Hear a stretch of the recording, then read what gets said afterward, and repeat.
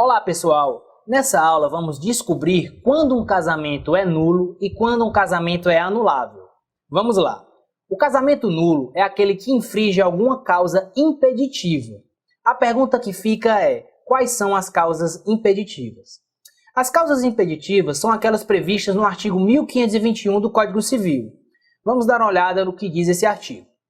Não podem casar, inciso 1º, os ascendentes com os descendentes, seja o parentesco natural ou civil, pai com filho ou avô com neto, por exemplo. Inciso 2º, os afins em linha reta, ou seja, casamento de genro com sogra, por exemplo. Inciso 3º, o adotante com quem foi cônjuge do adotado e o adotado com quem o foi do adotante.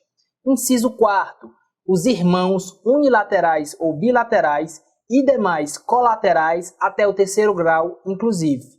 Inciso 5º, o adotado com o filho do adotante. Inciso 6º, as pessoas casadas. Inciso 7º, o cônjuge sobrevivente com o condenado por homicídio ou tentativa de homicídio contra o seu consorte. Lembrando que a infringência de causa impeditiva gera nulidade absoluta, ou seja, pode ser alegada a qualquer tempo, ou seja, pode ser anulada a qualquer tempo. Vamos lá. E quando o casamento é anulável? O casamento anulável é aquele casamento previsto no artigo 1550 do Código Civil.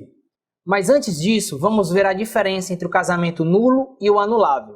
O casamento nulo possui uma nulidade absoluta, ou seja, pode ser alegada a qualquer tempo. Já o casamento anulável possui uma nulidade relativa, ou seja, é aquela que possui um prazo para ser alegada. Passando esse prazo, não pode o casamento ser anulado. Entendido isso, vamos ao artigo 1550 do Código Civil para vermos as hipóteses de casamento anulável. Vamos lá. É anulável o casamento quando, inciso 1º, de quem não completou a idade mínima para casar, ou seja, de quem não completou os 16 anos. Pessoal, o prazo para alegar é de 180 dias, ou seja, caso passe 180 dias e nada seja alegado, o casamento nunca mais poderá ser alegado por esse motivo. Vamos ao inciso 2º. É anulável o casamento do menor em idade núbil quando não autorizado por seu representante legal. Prazo aqui também é de 180 dias. Inciso 3º. É anulável o casamento por vício de vontade, nos termos dos artigos 1556 a 1558. Lembrando que os vícios de vontade serão estudados na próxima aula. Mas para adiantar um pouco, nos casos de vício de vontade, o prazo decadencial é 3 anos em caso de erro e 4 anos para o caso de coação. Continuando, no inciso 4º, é anulável o casamento do incapaz de consentir ou manifestar de modo inequívoco o consentimento. Nesse caso, o prazo é decadencial de 180 dias também. Inciso 5. Aquele realizado pelo mandatário sem que ele ou o outro contraente soubesse da revogação do mandato e não sobrevindo coabitação entre os cônjuges. Nesse caso, o prazo também é 180 dias, tá ok? Inciso 6º, por incompetência da autoridade celebrante. Nesse caso, o prazo para alegar é de 2 anos. Como o casamento possui natureza jurídica de contrato especial, ele também estaria submetido aos vícios do consentimento e às demais regras dos negócios jurídicos propriamente dito. Desse modo, teremos como vício de consentimento ou vício de vontade aplicável ao casamento, número 1, erro essencial sobre a pessoa do outro, e número 2, coação. Vamos dar uma olhada. O erro essencial sobre a pessoa do outro está previsto no artigo 1557 do Código Civil. Vamos lá.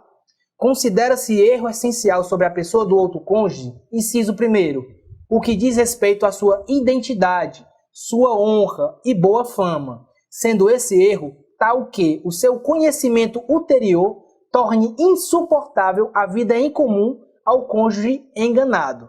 Inciso 2º, a ignorância de crime anterior ao casamento, que por sua natureza torne insuportável a vida conjugal.